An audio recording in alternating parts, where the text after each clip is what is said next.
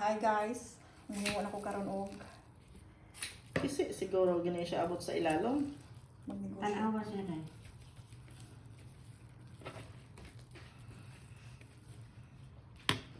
Ako na lang ngayon. First time na ako ni maginani. Tublihan. Maskin pag negosyo ni sa kumama sa una bata Usik unta ko, na lang. bata pa mi.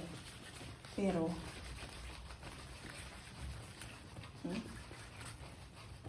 tambok na ko tot, murag ako gyud ni. Tawo man natay mo man kay nag-agree.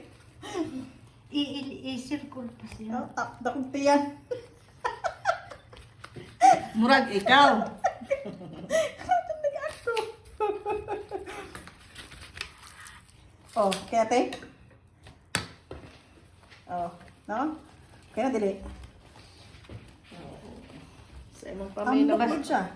Gadepende raman na sa imong paminaw. Iba na ka ng pagutong mo niya. Erol na pagutong mo.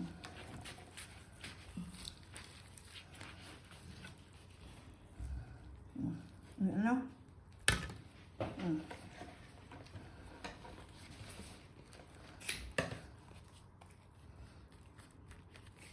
Ayan, finished product na to guys. Sumura na kayo. Baho pa lang sumud na. Kasi sumod. Puol daw te. Oh, ipulaan na ka Si dahil. Puol.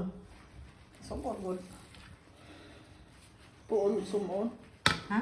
Ano bang kuan ba? Sumhan. Oh. Kanang Amoy na kayo siya. Oh. Amoy loya. Dabi? Amoy bubo. Nakasabay lagi ko sa style. I'm proud of myself.